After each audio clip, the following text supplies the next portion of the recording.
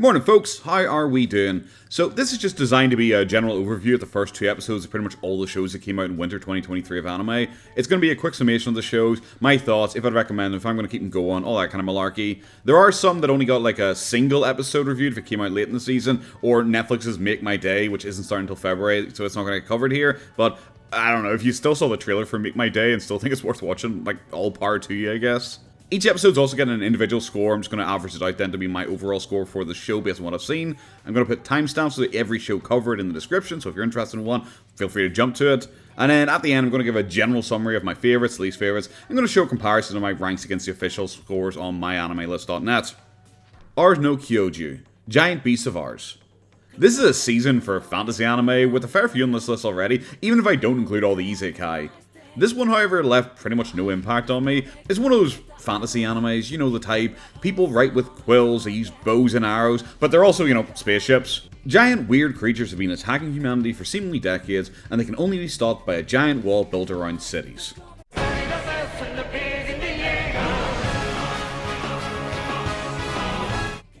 It's not really that close to Attack on Titan, honestly though. At least Attack on Titan had somewhat memorable characters and a punchy opening. This anime's just all contrivances.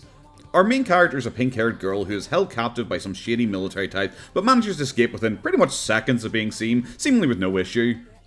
The anime then does its best to just speedrun introducing important characters. She first bumps into a man drinking away his sorrows on a boat, and yes, he is the main guy. She then bumps into a flower shop owner who helps her, and yes, a flower shop owner is a cover for someone who's shady and connected to the whole holy order of the world.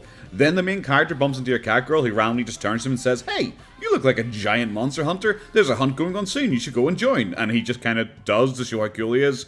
The cat girl then immediately bumps into the main girl and asks her to buy something from her stall, so the girl, by chance, picks a random ring that is a super important MacGuffin for the show, and apparently they're best friends now because they just hang out. The first episode is just whiplash with how much they cram into it, and I don't really get how it's still boring. The gimmick of the show is that there are paladins and clerics in the world, with the paladins being amazing warriors and the clerics being like magic or something, and they turn into special powers for the paladins so they can fight the monsters. Even though we saw humans like easily kill one of the giant monsters earlier on without any magic. The show also just kind of looks okay. It looks like fine. It's nothing special. It's same for the characters, I guess. They're all like forgettable, with the main girl just kind of being nice and naive because she's a lab experiment, so I think she's like 10 days old. I have no idea. I don't know how I feel about this. The main guy is also just kind of brooding 24/7 because he's a super powerful paladin whose previous cleric died, and of course he just kind of takes his grief out on everyone else. One of the important things about the main girl is that she releases like a weird black mist whenever she gets frightened, which is meant to draw creatures to her, but it's so poorly shown in the show that a giant creature appears at the wall, somehow surprising everyone despite it being massive, before the mist is even released. The mist is also so incredibly dangerous that it kills 3 random soldiers, and no one really cares, especially not her as the nice, naive character. She just kind of shrugs it away. She doesn't really seem to care that she ended 3 people's lives, which is kind of weird because later on, when they're escaping from the enemy battleship and their much smaller, faster craft, they decide to randomly just stop to attack the battleship, and she's like, "Oh guys, I don't want to do this, I don't want to kill anyone." They're like, "Oh, don't worry, we won't kill anyone," and then they shoot a massive hole in it and cause it to sink, like 100% killing people. I don't know, maybe the story would have worked better without all the contrivances. Like, even in the second episode, they decide to randomly go to a pub together. The flower shop lady is in the pub and sees him get arrested, and then later on the main character's running around looking for them, and just decides to stop and ask the flower shop lady, who he's never met before, "Hey, do you know where they are?" And she goes, "Oh yeah, I was there and they got arrested, they're over there right now." It's just like, alright, I get this is the only way you know how to move the story forward, but it's kind of lame. 4.5 out of 10, it's so average there's really no point watching it, so it's getting dropped. A wee bit disappointed I didn't get to the big bunny milkers though. The Legend of Heroes Trails of Cold Steel Northern War is based on a video game series that I've never played, so I think that's a good start. And I'm also sure maybe people will get a kick out of it if you've played the games. Like, maybe, I don't know, I have no idea how loosely this is even connected to the games. It's just bad. Maybe call me dumb, but I was really confused by the whole thing. There's total whiplashes all over the place that are like hard cuts between someone's village burning down in the opening to a bunch of soldiers just having a snowball fight and being all goofy. Then the soldier, who is very clearly the main character, who never speaks, has a tiny stature, and it really couldn't be more obvious that it's a girl from the opening footage, but then they tease it for 10 minutes as if it isn't her. And like I said, if you've played the games, maybe you get something out of the story here, but for me there's like nothing to the story so far. At the end of the first episode, the edgelordy best soldier in the entire universe shows up. They just kind of dump exposition about the world in general in a speech, and I have no idea what he's talking about. I don't know who the bad guys are in the situation, if they're the bad guys, if the other guys are the bad guys, why they're the bad guys, what's happening in the outside world, what it means for our main character, why their village burnt down, anything. There's the most generic, main character looking person I have ever seen. He pops up a couple of times in the anime and the OP, and I guess he's probably someone from the games. But the way they show it, he seems to be the enemy of the nation that our character's part of, and working for the big evil empire. I think? I have no idea. It would seem weird to have, generic anime hero number 4551 be the bad guy. As a character guy, the characters are nothing special. There's a couple of blank face, comedy relief soldier characters, I don't even remember their names, the main girl who's a blank slate, a guy with awful hair who I think does something at some point in the show, and then there's some random spunky chick who's the best character in the entire show because at least she has a wee bit of personality. There's also this weird recurring theme with the main character being punished to progress the story, and I guess it's also meant to make her seem heroic. She sees a village that's being sieged and leads the troops to save it. Well, she didn't get permission to do that, so she's in trouble. Oh, well, she doesn't follow orders to retreat when a giant monster attacks and nearly kills everyone in her squad. Well, she gets kicked out of the unit for not retreating like ordered. A random lorry carrying explosives is hijacked to attack the nation's capital, and she stops it. Oh, well, she gets court-martialed and sent on a suicide mission for... I don't even know. I honestly have no idea why she's in trouble for that one.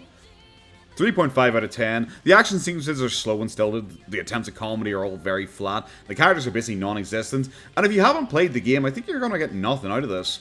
And also possibly be confused like I was. Why is there a giant Gundam whilst their side has dogs with knives? Which are cool, but what? Yeah, dropped.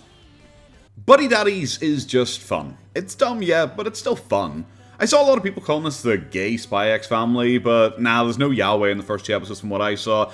Some of you probably be sad about that, I guess, because it was one of the only selling points I think most people had about this show. Now, full disclosure, I've not actually seen Spy X Family, and I only really picked this up because of the review, and I'm kind of glad I did, even though it's a bit of a stock show. There's 2 assassins, they live together, one's a quirky, energetic guy, and the other's a quiet, hikikomori kind of type guy. The animation quality is pretty solid though, and it surprisingly has some decent action sequences in it. The 2 main male characters aren't anything particularly interesting, and... Alright, okay, look. You guys just want to know about the little girl. Yeah, she's super cute. The show picks up so much after she appears, and it really is what the show's about, and I get people who compare this to Spy X Family a lot.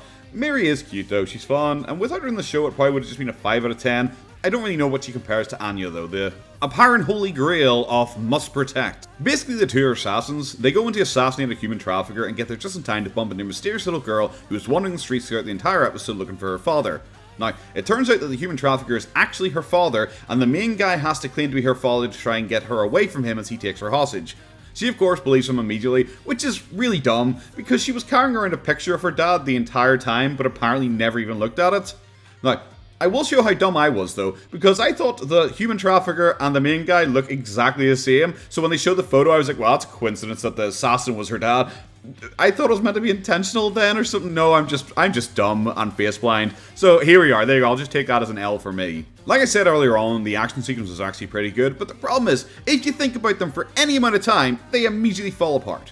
The first mission has them sneaking into a party by pretending to be staff. However, the guards decide to check the cake itself, but at no point look under the sheet covering the base of the trolley, so the assassin just sits in there and gets in. No bother whatsoever. I don't know why they try to make it so dramatic when I just looked at it the whole time going oh wait, he's obviously in there. Now, with that dumb, the second mission is a lot stupider, because they make a big point they want to assassinate a guy who's in a compound, he's a real security freak, and they say, oh no, we can't shoot him with a sniper rifle, because there's mountains all around the house that would stop the shot. Which I thought would make it easier for a sniper shot, but okay, whatever. Well, cut to hijinks as the main guy sneaks in and Miri accidentally comes along until both of them finally get captured. But then to save them, the other guy snipes through a giant glass window that their target had been in front of the entire mission, so I have no idea why a sniper shot wouldn't work. So yeah, don't watch this if you're into Hitman-esque scenarios. That's why halfway through the second episode, I just stopped writing down plot points and just kept writing down timestamps of Miri being randomly cute, which I knew they were going for because of the whole Anya thing. I think I had 13 different facial expressions written down. The end of episode 2 tries to be dark by introducing another hitman who cleans up their mess, and they act like he's really evil and cruel for killing people. You know, despite the two main quirky characters of the show being Hitman as well, so the tone doesn't really work here at all, and it kind of reminds me of a show from later on called Revenger, which I also covered during this, that also has them getting randomly upset about people murdering people, even though that's like all they do during the anime. 7.5 out of 10, I'll probably keep this up just because Mary's so much fun, but honestly, maybe if I'd seen Spy Family, I wouldn't want to watch this show because that quota had already been filled in my head of cute little girl being cute around like assassins. So, I don't know, maybe if you had seen Spy Family, you might not get as much enjoyment as I did out of this. Boku 2 Roboko is one of the short animes of this season. Each episode is generally about 3 minutes long, and it's set in a world where robot maid girls are super popular, so a little boy feels left out because his family can't afford one. Finally, he's able to talk his mom into getting one, but they can only afford the discount model, and instead of getting a stereotypical anime maid waifu, they basically get Haga 7. The skits are pretty short and funny, but there's not really a lot to say about them. It works a lot better as being a short, punchy anime. Like, I watched 4 episodes of it instead of 2 just because they were released faster, and the 4th episode is probably the best, especially because of this skit.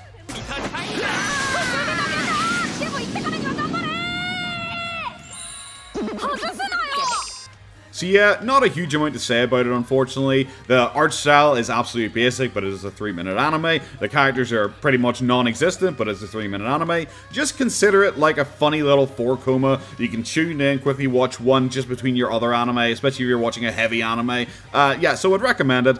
7 out of 10, short and to the point. If it was a full-length anime, I'd imagine it getting very old very quickly, but I'm going to keep this one up just because, like I said, it's only 3 minutes long. Hyoken no Machutsushi ga Sekai wo Subaru. The Iceblade Sorcerer shall rule the world is so stereotypical, I could buy it being a parody of these types of magical high school anime. The main character is a secret soldier who is now attending a magical high school where he's hated by everyone immediately because he's a ordinary, which basically means he's not a noble. Of course not everyone hates him because, like, you know, all the harem characters are totally cool with it because, you know, like, of course, how else are they going to bone him? The reason it feels so much like the main character's party is because he's good at everything. And I don't just mean like the normal everything these characters are good at, I mean everything. And the harem is also basically set up with a sentence each. And it's kind of funny to see this guy who is definitely on the spectrum just dander up to a girl who's staring at bugs and say, "Hey, I think it's amazing you like bugs." And then she'll be like, "Oh my god, really?" He's like, "Yes, I'd love to talk about the various bugs that I've seen before in my life." It is amazing. It's just, like I said, it feels like a party. It honestly feels like a party, but at some points it takes itself really seriously. The main guy just also stumbles dick first into every harem encounter. For example, he randomly bumps into the main girl, who's like obviously the main girl. She's from the largest, most important of the noble houses, and she's just kind of nice to him because for some reason she doesn't hate ordinaries like everyone else. He then also jogs past the big titty sister character, who's also from one of the big 3 noble houses, and luckily she also doesn't hate ordinaries. Like, wow, that's lucky that, you know, none of the super elites from the 3 biggest houses are classist in any way like everyone else is. His other 2 harem girls are also introduced in the first episode, one of them being the bug girl, and, you know, obviously that meeting I talked about earlier on was like, you know, it's a Shakespearean level of writing, but their first meeting was pretty good too, you know, where he just immediately goes like, "I like twin tails," and she's just like, "What? I like twin tails too. Apparently they're incredibly important to my character," and then, you know, I don't know, they're just best friends after that. The last of the bonds was because he randomly loves some girl's favourite author, and she's like a half-elf and is ashamed of her ears. Like, ears that the main character, of course, didn't notice because he's like a Reddit tier nice guy, so he doesn't see race like everyone else does. And he's like, "Wow, your ears are really beautiful, just like the rest of you." And then I guess that's just them, they're in love now or something like that as well. The main character, of course, is like Steven Seagal level badass, so he wins every fight in one shot. He's obviously the best swordsman in the entire school. He randomly joins both like the super manly man bodybuilding club, where they're all expert badass hunters, and he also joins the dainty tea party gardening club because, you know, he's just amazing at everything. You don't understand how cool this guy is. He also immediately gets tasked by the principal of the school, who I think she's the principal, I have no idea honestly, to hunt down a spy in the school because, like, sure, why not? He's also like the most ripped 15-year-old I've ever seen, which also kind of adds to the feeling that this is just a party when he just rips his top off and he just flexes. But it's so clearly not when the ending is just panning shots of the girls in their lingerie, so clearly that is the market it's aimed towards. I don't really know how to feel about this anime, where everyone in the main party consistently just praises the main character, and everyone outside the group hates him, especially this like blue-haired guy who just like gives off school shooter vibes, because every 2 seconds he's cutting him and going, "Ordinary." Just every couple of minutes, it is bizarre. Episode 2 starts with like a gay sex joke by having the two main guys just sitting moaning and just in the background, but then it turns out they're doing like sit-ups because I think the gay's the joke, I don't know.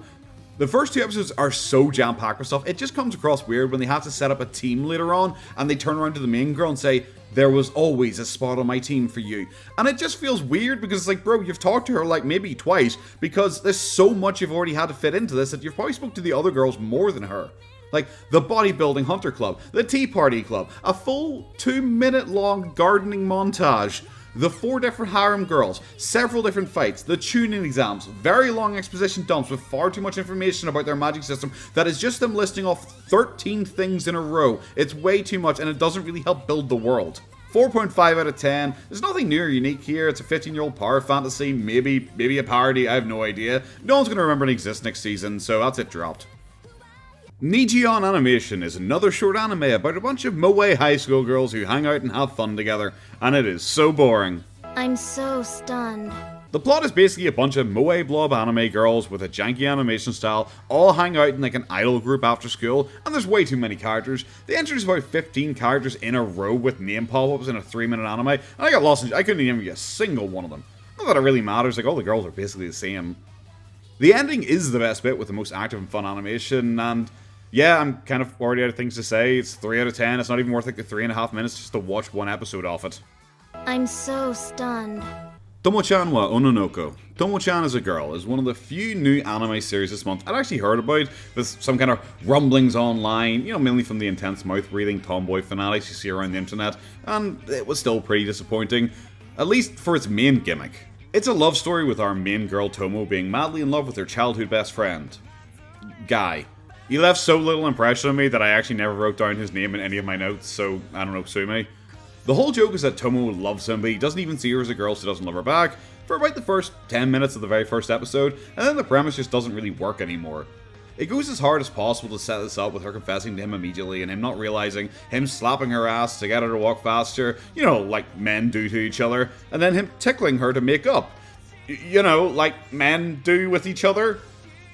See, it's around the 10-minute marks when their mutual friend Mizuzu pretty much just says, well, wouldn't you be upset if she got a boyfriend? And then he does, like, at the very idea of it. Then he starts noticing her breasts suddenly, noticing she's a girl, and he starts getting flustered around her, you know, instead of just dating her because he now views her as a female. Well, like, until scenes where on the train, where suddenly he's oblivious again, he doesn't mind her sitting super close, and that's just so she can then get molested by a groper in front of him, and he then tells her that she should wear a skirt if she doesn't want that to happen. Like, 10 out of 10, best romance pairing of the year, I guess. Oh yeah, and then she screams and punches him, because that is really the extent of their chemistry. It's a lot of screaming and punching in this anime. It's kind of annoying, really. And that's really bad for a romance when the pair have like no chemistry whatsoever, because their entire bit is that they scream at each other and hit each other lots. The main guy repeatedly is aggressive to people, and Tomo is just rude and weird to people. Then they have to go really hard and to force like a non-existent love triangle just to try and get the plot going. The main guy and Tomo both do karate, but he doesn't do karate at school because it's gender segregated, so he's sad he can't practice with Tomo. Then, like, later in the episode, we see Tomo is actually in the guys' karate club at school practicing because she's too strong for the girls' club. That's entirely done only so she can hang out with another male to then cause drama. The first episode got a 4 out of 10 for me, and I was so close to giving the second a 3 out of 10. But then, she showed up. About halfway through the second episode, we get Carol. She's dumb and she's weird, and also basically the only reason I want to watch the show. Her interactions with Tomo and Mizuzu are considerably better than their interactions with each other, and even her interactions with the main dude are better. It all happens because of yet another weak misunderstanding love triangle, but I'm just thankful that Carol exists. Baka. This means that the show pretty much has the same issue that Toradora did for me, that the side girls are so much more interesting than the main characters and their interactions are just so much more fun. Mizuzu is a fairly generic character, but she has fun with it, and Carol is far too good for this show. It's 5 out of 10, it's safe from a 3.5 out of 10 only because of Carol, and I'm probably going to give it another episode or two just to see how much Carol is in going forward, because the second episode was her introduction episode, so I suspect she's just going to kind of drop off the face of the earth. If that happens, I'm just going to drop it. Benya Saito-san Isekai Niku, Handyman Saitou in Another World, is an isekai following the adventures of a Japanese handyman who found himself in a fantasy world with only a few of his handyman tools. It's based on a 4-koma manga, so the first 2 episodes I watched are all kind of broken down to small, numerous, punchy little scenes that all worked out pretty well except one. Because of the way the anime is structured, all the characters do get their own individual segments to introduce them, so you do remember them a couple days later, which a lot of anime, especially this season, could really learn from. For example, the senile wizard who is easily the most powerful in their group but can't remember any of his spells. The money-hungry moon fairy healer they have. The hulking female warrior who has body issues because, I don't know, she has a small scar on her face, I guess. And that's just the main cast, not including Saito. From memory, I can also remember the shopkeep's daughter, who's a shrewd businesswoman ripping off scammers by seeing through their scams. There's a bizarre sadomasochist couple of an elf warrior and a human cleric who gets way too into her partner getting injured.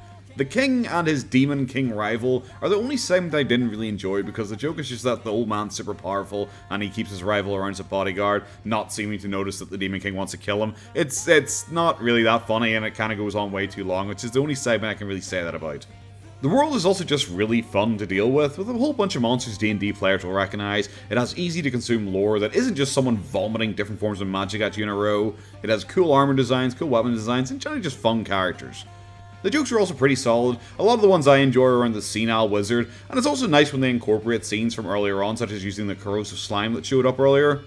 Probably my favourite joke is when the senile wizard forgets that he's not dead, so he joins an undead army attacking him. I thought it was pretty good. I don't want to spoil too much. I thought it was pretty good. Hell, it's also just nice that Saito has to do things such as using the corrosive slime I mentioned earlier on, because he can't really fight at all, and he's just a chill guy hanging out and helping people. Instead of Kirito number 2074, easily one-shotting everyone and winning over everyone with how big his sword dick is. The combat, however, isn't really that special, so if you're here for high-class fighting and choreography, you're going to be disappointed. It does make up for it a wee bit by being a bit visceral in spots, but it's not really enough to be grim or dark. It's a 7.5 out of 10 for me. The 4-koma style does really work for keeping the interactions fresh and keeping the plot moving. However, I do think that it might get a wee bit dry if they just kind of stick to the formula they're going off with bouncing back and forth between about 3 or 4 different groups of characters, so that is something to watch out for, but I'll be keeping it up.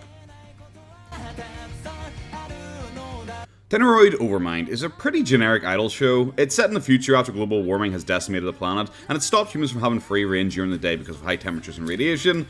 You know, except when they can just go out. So, androids are pretty much taking over every job that humans can do, and it focuses on 4 entirely interchangeable anime pretty boys who only really look different to appeal to whatever flavour your otome is. They pair up with Seal Phantom Hive, who recently lost his father and just kind of decide to become idols because they're broke and see an advert on TV, and that's just kind of it, but until it isn't. Because despite the show being goofy for around 40% of the time, being dramatic family and friends stuff for 40% of the time, with idol performances making up about 9% of it, the final 1% is murder at robot uprisings, or something. I was so ungodly bored watching the first episode that I forgot to turn it off as the ED was playing, which was a good thing because in the mid-credit sequence when an old guy that they randomly decide to stop and help suddenly gets pushed into a giant furnace by a Rob E ripoff who then Terminator 2s himself. Why did this happen? No idea. I guess to introduce that there's a mystery about the androids because the police systems don't know who their owner is, so the police had to just let them go instead of scrapping them. It's just so like 10 minutes later, a random dance instructor that they randomly bump into in a ruined sinking building, yes, follow me here, can transfer ownership of them to the boy who is very likely wealthy, but at the same time apparently not willing to help the androids in their financial struggles whatsoever. The kid is also a double orphan because his parents died when he was just a baby, so he's adopted by a new guy who then also just suddenly dies. The man also was a recluse and clearly didn't love him because he only left behind a single letter that wasn't even addressed to the kid.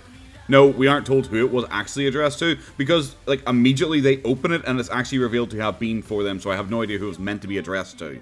It shows a time when the adopted dad and him had ice cream and he realized his dad loved him, and that's it. The end. That's the end of that entire story, apparently. The idol part is also just really weak, and whilst it isn't my style of music, there's an idol show that came out later this season that I do actually kind of like. It's just how they implement it sucks.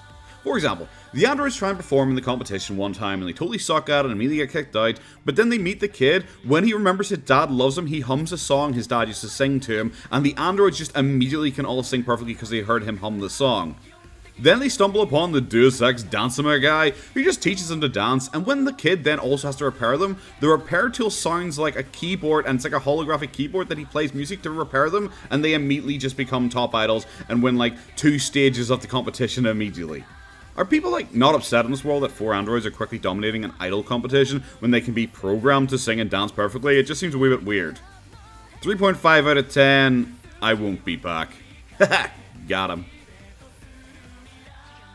Trigun Stampede is a relaunch of the old Trigun series, which I had watched a wee bit a few years ago, but it never really caught me. Do remember enough to know that I definitely preferred the original. They both have a lot of the same elements, which is to be expected. For example, 2 people attempting to track down a mysterious gunman called Vash's Stampede, the human typhoon. The first has Meryl and Millie, 2 insurance agents trying to track him down. I think it's because they're upset that he causes so much damage and they had to pay out a lot of claims. The new one, however, features Meryl and, honestly, can't remember his name. There are 2 journalists hoping to interview him. Millie was a pretty stock character, but I do prefer her being fun and enjoyable over this guy's stock, I'm drunk and jaded character.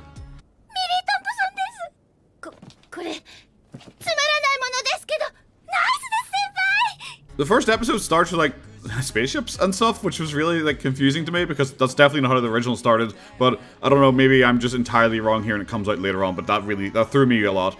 But what threw me a lot more was that the 2 just kind of find Vash, like, hanging in the middle of the desert, and immediately they're like, oh, yep, there you go, that's him, that's Vash's Stampede, because they even have, like, a poster and all of him, and there's no question in their mind that it's him. In the original series, they find him by tracking the devastation caused by a gang that's actually hunting him, and they only have a general description of him, like, he's a big guy, he wears red, and some people say he's a mohawk, some people say he has a hat. And then they track down the gang who've captured him, and they assume the leader of the gang is Vash, and it takes a few episodes before it's really confirmed to him that, he is actually Vash, and that was kind of like a fun thing that they did. Honestly, the show went downhill once everyone knew he was Vash. The first rendition was just more fun. I remember it years later, and I barely remember this a couple days later. Both anime had the issue of Vash being like a holier-than-thou, pure figure of goodness, which is kind of cringe nowadays, especially after like 15 years of awful main anime characters who are all kind of this trope. They have him be friends with a small town in the desert who are struggling to get by, and he saves them for free numerous times, and he's just a great, amazing guy. But then, when the townspeople are in trouble that he can't help them with, they just immediately decide to try and capture him for his bounty. And despite all that, he's still like super nice to them, saving them, leading a new gang away from them to try and help them, and then realizing that when the new gang actually did go after him, he goes back and helps them. The show just like can't show him being a bad guy in any way. And it also just keeps cutting to characters just saying like, wow, Vash is leading the enemy away to save the town despite what we did to him. Stuff like that. You know, it can't let it even be subtle. They have to have characters specifically tell you Vash is doing an action because he's so great he expects it to lead to another action. And you're just like, oh, I get it, bro. He's the nicest guy ever. That's so cool. Like, I think a lot of people are going to have like a meltdown of the animation style, but like it's absolutely fine. It's energetic, it's expressive. CGI animation, however, has never bothered me. Like, Nice Zoni is one of my favorite mecha anime, so take that with as many pinches of salt as possible. Also, the opening is an absolute banger. It's probably one of the best of the season.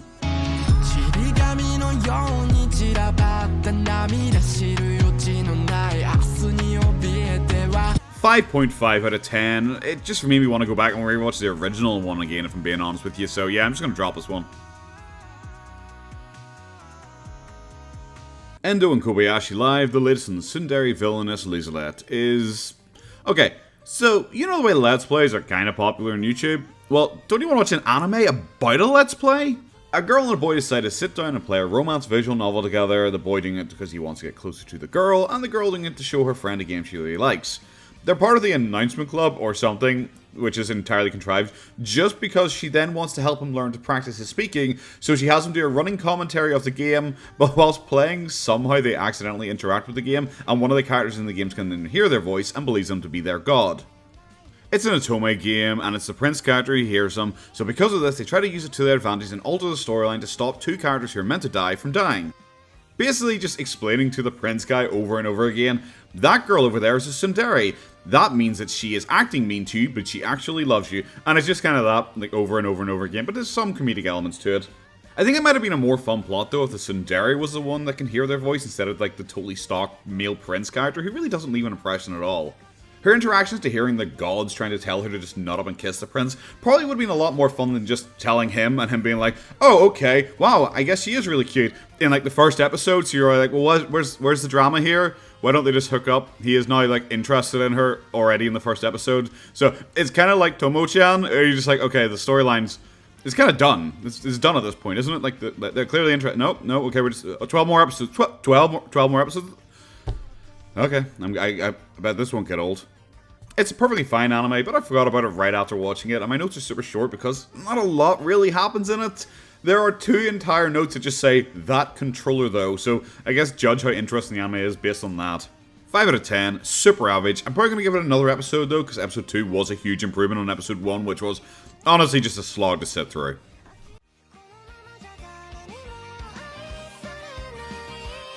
Ayakashi Triangle is the story of a human girl who has a strong connection to spiritual creatures, whilst their love interest is a boy who kills them. It's similar to the next anime, Mononogatari, but this one has a unique trait above that one. Great big badonkas. Suzu is a spiritual medium and she's one of the few people in the world who can interact with spiritual creatures known as Ayakashi. Her childhood friend Matsuri is from a long line of exorcists who grew to hate the Ayakashi because he thinks Suzu is at risk. One day he catches an Ayakashi lusting after Suzu, he fancies around long enough for her to interrupt him and save the Ayakashi, who then calls itself Shirogane and is horrified that Matsuri doesn't recognize that name. Matsuri later then gets told that Shirogane is actually the king of the Ayakashi, so I have no idea how he's like one of the best exorcists around and he has no idea who the king of the bad guys is, but alright, whatever. He then has to rush off and save Suzu because Shirogane wants to eat her because of her high spirit energy, but he's not able to beat him by himself, so he has to seal him using his grandpa's ancient secret seal, and in revenge for him getting sealed, Shirogane decides to turn Matsuri into a girl to stop him from having sex with Suzu. Yeah, cock blocking is the major driving force behind this entire anime. Throw in about 10 upskirt shots per episode, have a character massaging Suzu's thick thighs about 3 times an episode, and of course have about a quarter of the second episode with Matsuri totally naked with awkward censoring throughout the entire thing, because, you know, you gotta get those Blu-ray sales, I guess. The anime is definitely meant to be a comedy, but there really aren't any funny jokes outside, haha, they have tits, or haha, she has thick thighs. There's no real romance building either, because both the characters are constantly blushing and bashing around each other from the start, so it never really progresses past that. They're obviously into each other, but neither of them really do anything about it. The whole naked chase sequence is also meant to be a joke, because Shirogane waits until they're naked in the bath before stealing the sealing scroll, and it's like, ha, no human will chase me naked because they'd be embarrassed. And then it just cuts to Matsuri just chasing them naked, and then about halfway through the chase they suddenly realize that they can magically spawn clothes, and that's like the entire joke. It's just a really uncreative ecchi. Matsuri's a totally nothing character, and Suzu's entire thing is that she's nice and has thick thighs. That's basically all. The only thing the anime really seems to have is like jiggle physics and panty shots and some blushing, but because the animation quality is so mid-tier, it's not like you're really watching this for anything. 4 out of 10 probably would be lower if the entire premise wasn't a demon cock blocking some guy out of spite. Dropped. Mononogatari Malevolent Spirits is a story about Hyomo, an exorcist working with the government to seal away Tsukumogami, spirits that have entered the human world and connected themselves to everyday items that are then related to their abilities. I watched the first episode immediately after Ayakashi's first episode, and I think that kind of spoiled my opinion on the premise. It's like the dark, edgy, bloody version of Ayakashi without any of the tits. Hyomo witnesses his brother and sister being killed by one of the Tsukumogami at the start of the show, and that's kind of colored his entire interaction with them afterwards, as they're generally a peaceful race, most of them happy to get sealed away as they came to the human realm by mistake. The first episode does a pretty good job of showing the difference between him and his grandfather when they're dealing with a twin set of spirits, where he's very violently attacking the spirit whilst his grandfather talks it down. Even how they hold the sealed item afterwards is a very good representation of how they both feel towards him. To fix his bad attitude towards the spirits, he's sent by his grandfather to live with a girl named Botan, who's an orphan that is living with 6 other spirits in her house. The first episode is pretty average. It's a hard open with his siblings being mulched, and it's jam. YouTube, it's jam. Okay, jam. The end of the first episode is just him encountering the family and ending up in a fight against them for insulting them for trying to use Botan. The second episode is considerably better as we get to see him interact with 3 of the family members directly and Botan herself, and Botan's a fine enough character, shouldn't be very soft when necessary but also really hard when necessary, and also the 3 family members that we get introduced to, Kagi, Suzuri, and Nagi, all have very different approaches to their lives amongst the humans. Due to his aggressive nature, he's only given 3 days to make connections with the different spirits in the house or he's going to lose his role as an exorcist, and I even like how they represent him building the trust with the different spirits on the board, with someone, potentially Botan or Kagami, coming in to write San after his name to show how respectful they are, whilst even how they write their names is different, with Nagi being big and bold in katakana, suggesting he has foreign origin with a foreign item as his base, Kagami's written in a small childish way in hiragana, and Suzuri is written neat and polite way in kanji. Even how they write the bullet points is entirely different for the characters, and it's really nice to see that level of detail. It's a 6.5 out of 10. The first episode was really mediocre, so I pulled down the score. I'm going to be sending around because the second episode did pick up a lot. This is why you should always give an anime at least 2 episodes in my opinion. Sugar Apple Fairytale is, I'm just going to spoil it for you, it's a 3.5 out of 10, and I'm definitely going to keep watching the show because of how ridiculously bad it is. The anime is set in a fantasy world where humans and fairies once lived together in peace before the humans suddenly turned on the fairies and turned them into slaves. They did this by cutting off one of their wings and keeping it as a way to control the fairies, because any damage done to the wing is massive damage to the fairy. So, like, if I destroy one wing, do they die? Like, why do they have two then? It kind of seems weird. It looks like they have two hearts, but if you damage one, the other one's like, oh, well, I'm just going to die too then. Like, how do you remove a wing as well if it's so important without actually killing them? But the show does actually answer this by saying, hey, shut up. The main girl likes to make candy out of a rare, or maybe not rare, but who knows, candy called sugar apples that humans really like, but apparently for fairies it's like magic and extends their life. Her mom was a sugar candy crafter and said that because they work with sugar candies, they also have to be nice to fairies because they're so important to them. Following anime logic then, of course the mom dies, and then the daughter, who insists on telling everyone that she's 15 and therefore legal in this country, goes on a journey by herself to try and reach the royal fair so she can get recognised as a sugar candy crafter as well. She finds a town where she instantly comes across a fairy hunter torturing a fairy to death for trying to escape, so she just kind of kicks him in the balls and then lets the fairy go, and like, that's it. She just gives it a sock, its wing, and because of how scary that all was, she just goes like, damn, I'm gonna need a warrior fairy to protect me. So yeah, we are about 15 minutes into the show and she's already buying a slave. And that slave is where things went sideways, because that slave is a 6-foot tall emo.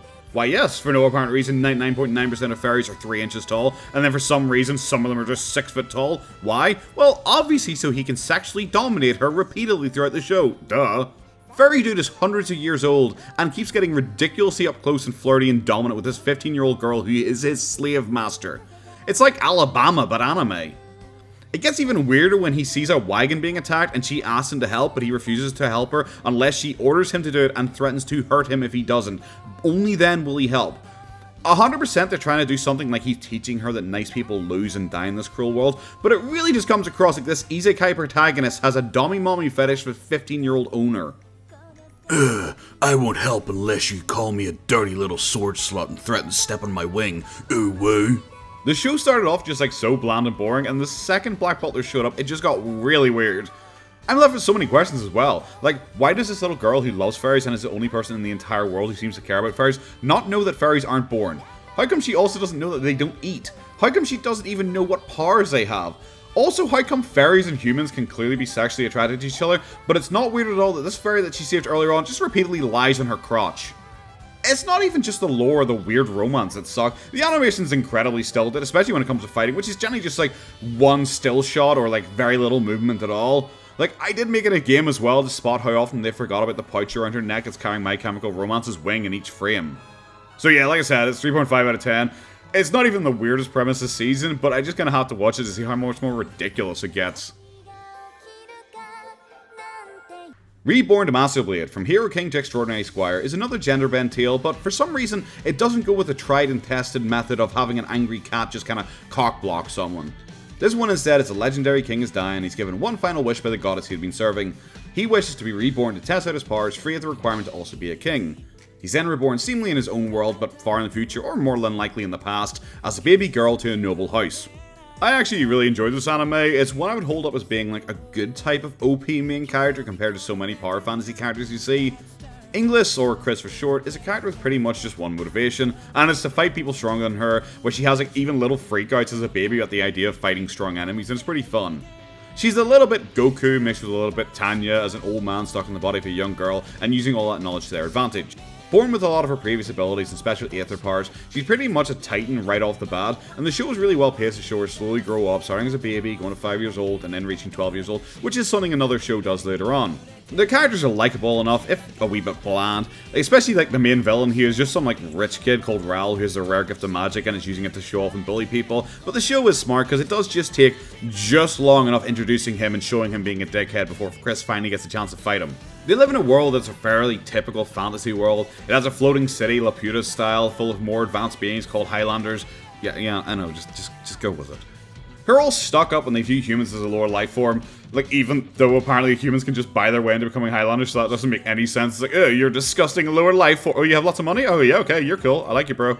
Every once in a while, magic seems to rain down from the sky, and anything it hits, it mutates into being a giant magicite beast that attacks the humans. Which, like, come on, it's clearly the Highlanders doing it. Like, that's not even a spoiler, is it? I haven't seen it, like, but it's clearly the Highlanders doing it, right? Humans can also barely fight back because they have no access to magic outside of Ruin given to them by a magic box, and also items that they need to beg the Highlanders to give them by giving them huge amounts of power and huge amount of money. Like, so, like, come on, it's clearly the Highlanders. There can be only one explanation for this. Got him. It's just like a fun anime, you know, it doesn't really take itself too seriously. It gets a wee bit rapey at some points, like, but it's generally good fun. The one twist, though, that they try and pull by having a character seemingly suddenly be evil doesn't really work really well, because he's, like, obviously working with Ral and covering up a murder because Ral wanted an unconsensual cuddle with a girl, and a High Lord tried to intervene, so got blasted, and he's just, like, happy about that. He's constantly shown pissing off a character we know is, like, a divine, nice, loving person, so it's like, kind of obvious he's bad, so when it's suddenly he's like, oh no, he's a bad guy, it's like, yeah. Like, bro, yeah, no. 8 out of 10, it's definitely one I'm going to be keeping up because both episodes were incredibly consistent. The characters are fun, especially Chris, he's a really enjoyable main character, and one I would say is a good example of like an OP main character that isn't just annoying or angsty or over the top or anything like that. So yeah, definitely one I'm going to be keeping up. High Card is just something. It's set in a world like I was 100% sure was going to be a fantasy world where it's a large castle city at the start, but no, it's modern, and there's magic, you know, kinda, sometimes. And this guy is like angry for some reason and steals a deck of playing cards at some lolly who's immune to explosions, and can also summon tomahawks who's trying to steal, but we're just, you know, yeeting them Dragon Ball style across the country. It did its job though, because I was kinda hooked at the start, because it's one of the weirder openings to an anime this season. I was like, alright, let's see where this goes. Problem is I then saw where it went, because it entirely grinds to a halt for a while, as it introduces our main character, who seems to have a superpower that allows him to instantly pickpocket people, and even though they do introduce magical abilities later on and show he does have one of the magic playing cards, because yes, the cards that got yeeted earlier on were magic, this doesn't actually affect this scene at all. He just has like unrelated magic, maybe, kinda, I guess, maybe, I don't know. He's also like a Robin Hood character though, because with no shame whatsoever, they give his motivation as him trying to save an orphanage that is in danger of being closed down. It feels like I feel like I'm watching Santa with muscles. The dude then goes to Las Vegas to gamble, and this is super lucky for him because it is just round the corner from London apparently. He then proceeds to beat everyone and win lots of money because he's super lucky because of his super magic lucky playing card. Like, no, that isn't actually the power of the card whatsoever. This, once again, is apparently unrelated magic luck, but then he gets beaten by someone who actually does have a lucky magic playing card where its ability is magic luck. Then he gets taken into a room by casino security to get searched because they think they're cheating, but oh no, one of the casino security guys is a secret body, and his ability is that he can turn people into marbles, I guess. Okay, look, these cards are dumb. Every card has a unique ability. It's like Cardcaptor Sakura, but like, instead of it being like fun and enjoyable, these cards are just dumb. This guy's superpower is he can just turn people into marbles and also like flick marbles really well because he's an entirely marble-related superhero. You may as well call him Marble Comics. Another guy has the ability to become immortal, which is an incredibly useful ability. However, the anime thinks it's so clever when it tries to make us into a twist, and it's like, I immediately called like he was immortal because he got injured a lot of times, and also the entire fight he never once used his power, so I just kind of assumed, okay, this random guy who showed up isn't going to instantly die, so it was kind of obvious. There's also a girl with a katana. There's also a dude who can make vines. There's also a dude who is just lucky, except when the show decides he's not lucky so he can lose a fight. There's another dude who's just read Riot. The main guy, well, I'm glad you asked. His magic ability is he has a gun. I started blasting. Bang! Bang! Well, I don't see so good, so I missed. Then they ran away. I ran after them. Okay. Bang! Try to shoot him in the back. But I don't want so good either. No, like seriously, his playing card just gives him a gun. He's as useful as an American toddler in Texas. I cracked up so much in episode 2 when he activates his card trying to be all badass, and then just like a gun appears, and he shoots the bad guy and it does nothing, because it's not even like a magic gun, it's just a gun, and you're like, bro, really? This is why I was joking about his random other powers, like the luck and his ability to pickpocket earlier on. Those aren't powers. He can spawn a gun. He never once used his card before that. He was just magic before that, apparently, and I have no idea if the anime even realizes how dumb that was. The show is also clearly inspired by Kingsman, with a young child getting recruited by a shadowy organization working for the government as super spies against a secret threat, with their front company being like a high-end business. He also then goes to a suit maker called Wizardman to get a suit, and they keep talking about manners. It's not a bad thing to get inspiration off, but it's kind of weird when the story is basically that the sky Dragon Balled a bunch of magic playing cards across a small country to mess with a lolly, and one of the cards just lets you summon a gun. The action is like fine, I guess. It's not particularly interesting, but it's like serviceable. The car chase sequence in the second episode is just bad, especially if you think about it at all. Like, the main character gets woken up at 5:30 to go on the job because bad guys have already stolen an armored car. So that means the guy who's picking it up was able to get notified of this, get dressed, drive the car over, pick the main character up, he also gets dressed, then casually drives at the speed limit over to intercept the police chase just in time. Like, that was a long ass chase.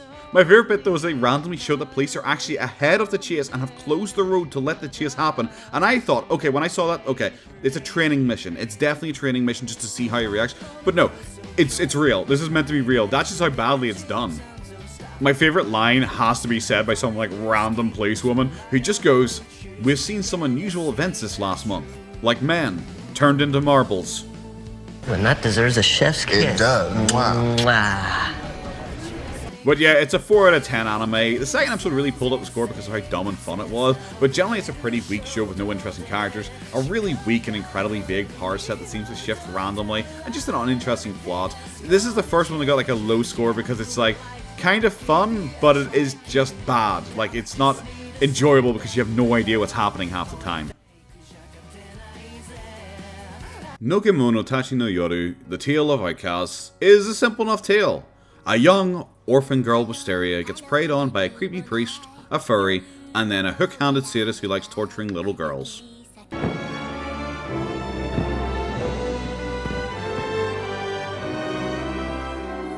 I know I kind of memed that, but like really it's not that far off the actual story. A little girl lives alone in an orphanage and she has a strange ability to see spirits, so everyone hates her. It's kind of like a recurring theme this season. She's also longing to see her brother again, who got taken away from her at a very young age, so her only companion now is an incredibly powerful demon lord who's bored of life, so he just decides to keep visiting this little girl by creeping in her window every night. When she gets sold off to a typical lolicon fan and immediately sentenced to the sex dungeon, the demon saves her and she makes a deal with him to become besties for life, even if he is a wee bit tsundere about the whole thing. If you couldn't tell by my general description there, the tone of this anime is all over the show, with them at one point talking about how they want to die and they hate being alone, to the next second the demons playing dress up to clean their house. Her brother, on the other hand, is a demon hunter, so that means he kicks arse for the Lord.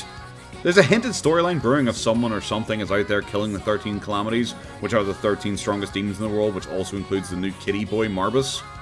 Unlike most anime this season, the first episode is actually considerably better than the second episode because, you know, all the funny stuff happens, which is like a good boost to it. But also, it's well paced, it sets everything up nicely, it has a bit of weight behind it. The second episode is just people bumping into each other by coincidence, people randomly just throwing up exposition over everyone else. It's really dull.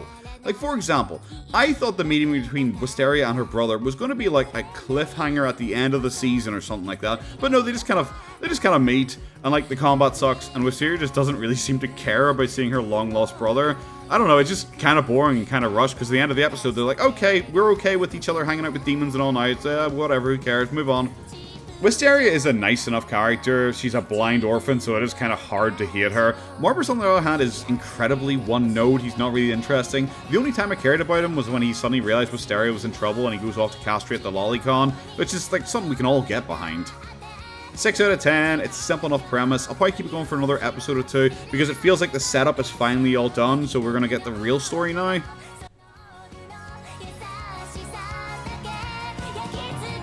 Nier Automata version 1.1a is in stark contrast to Legend of Heroes this season because I played neither games, but with Nier, I knew what was happening, I knew who everyone was, I knew what their relationships were, I knew why they were doing things. It also was kind of weird because they were robots and they had so much more personality and character than the human characters in Legend of Heroes. The first episode is primarily combat focused and it has a really nice art style with some fantastic looking shots, particularly of the two characters. Now, the one thing I'd heard going into this was 2B was thick, and it does seem like a fairly faithful adaptation for all you horny boys out there. There's a lot of combat focus in it, but it does have time between 2B and 9S to sit down and talk, so you really do get to know the characters very quickly. It does, however, have a fair amount of jank CGI for the fighter robot things that they use, but the backgrounds and the characters are all generally very well animated, along with the fight sequences, which really flow very well.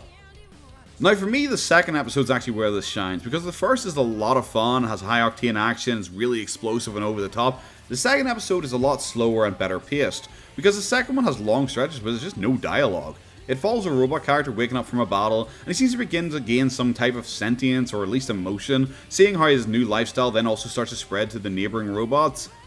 The exposition scenes that they use for little cutaways also kind of remind me of the abstract shots in Madoka Magica, but pretty sure that was just me. The robot scenes then become a through line for the entire episode, and is generally more engaging and interesting than the human story is.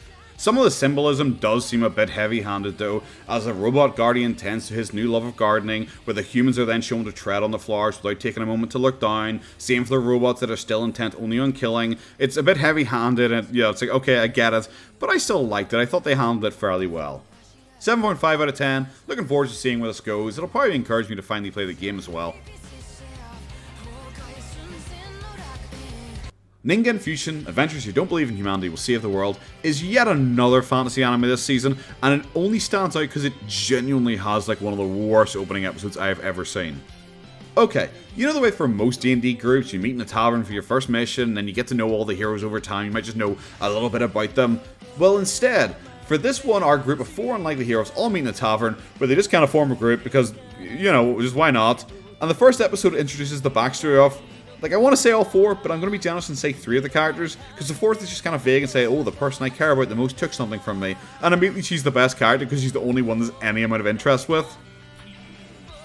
The other backstories are, for our main character, he randomly gets kicked out of his party, gets cucked by his girlfriend with a large dark-skinned man, because yes, apparently they are just leaning into that meme, and then he gets addicted to idols.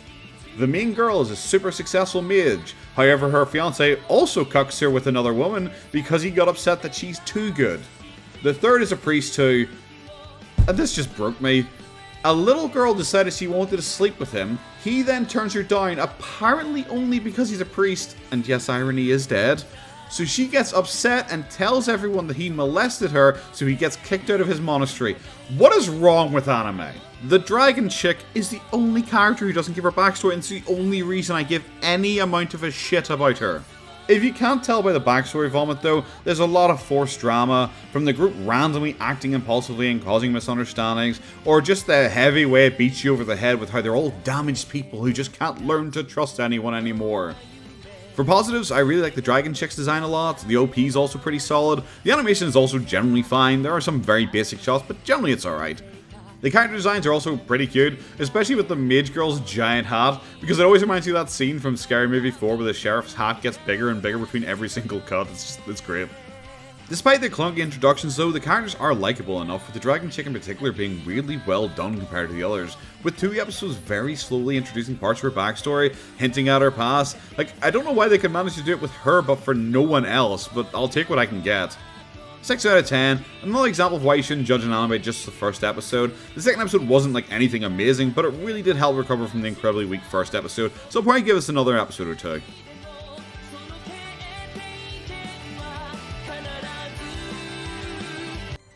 Isekai no Piri Nyoka. Farming life in another world. I was promised Minecraft with tits, and honestly, I'm incredibly happy with what I got from it. A man who had a hard life and died after years of struggling of terminal illness at 39, so he's granted a new life as an apology from a god. For how harmy this show is, I'm kinda stunned the god is also a male.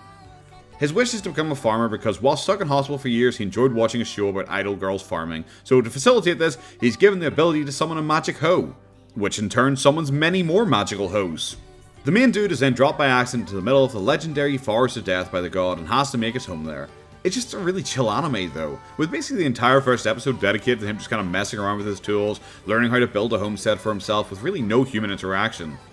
It's also just kind of nice where an isekai has a main dude who isn't like a super ripped Kirito whose wish is to juggle 13 swords at once and kill the Demon King with a wet fart. Instead, it's just a chill dude wanting to enjoy a second go at life with the cute little cutaways that are generally just fun. It's just a fun, chill time, and I just really enjoyed watching it. I don't think this is going to be for everyone. If you're here for action or power fantasy, or even here for the harem, you're not going to get anything.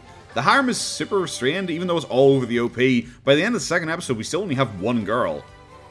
8 out of 10. I don't have a lot to say about it, it's just a chill dude wanting to make a village and slowly working to build it from the ground up. I'm scripting this in order as I watch them, and out of all the shows so far, this is the only one I'm really looking forward to episode 3.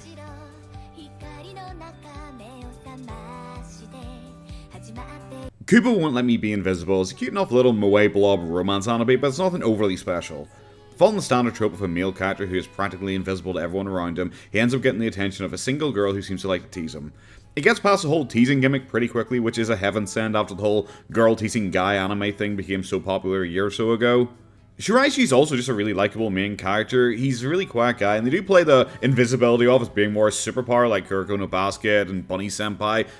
Kubo's also a very likable character, and she's a lot less of the whole bullying because she loves them type like Uzaki or Nagatoro, and it says she's just a girl trying to get the boy she likes to be more noticed whilst also building a relationship with him. It's also just refreshing compared to those last two in my opinion because it's like a softer, sweeter romance, while those ones are kind of like heavily awkward, toxic relationships mixed with a bit of like, hey, do you want to see my tits thrown in just to get an ecchi mark or two? It's a lot more of a slow burn relationship build, and it's a lot more believable because of it. It probably also does help that I'm a fan of like moe blob, slice of life anime where they don't overly sexualize the characters, but if you're not a fan of that kind of stuff, you probably know from the poster already that you're not going to watch it because of its amazing, exciting storylines like, can I borrow a manga, or do you want to try answering a question in class? So yeah, it's not going to be for everyone. It is a comedy, and it doesn't really have like side-splittingly funny moments in it, but it did make me smile a few times, especially with their flexible use of animation techniques, which is generally pretty solid throughout. It also helps that the casts are really enjoyable just to see them interact with each other, but I think they'll really start to fade in the next few episodes if they don't start to introduce other elements or other characters to play off. It's the first time I'm mentioning a voice actress in this list, but Kana Hanazawa does a really good job as Kobo, and I was already in my head comparing Kobo as a character to Nanako from Senru Shoujo from a few years ago, and it turns out they're both voiced by Kana. 7 out of 10, I'll be keeping this up for a while. I'm Not Your Sister is pretty much the anime everyone imagines when they hate anime and assume all the fans are predators. Some random neat hikikomori guy who's addicted to porn games wakes up one morning having been turned into a middle school aged girl by his younger sister because she apparently wants to help him grow and mature as a person, and that was the day that God died. I'm gonna be honest with you guys, I spent about 80% of the runtime of the show just considering what flavour of toilet bleach I should drink, as the show finds weirder and weirder ways to cater to a very specific, very weird fetish. From the now older sister taking her brother bra shopping, to trying to stop her from jerking off so much by telling her that the female orgasm is too powerful for a man. Top it all off with an adult man now in a 14-year-old girl's body having his very first period and discussing at length what tampons feel like.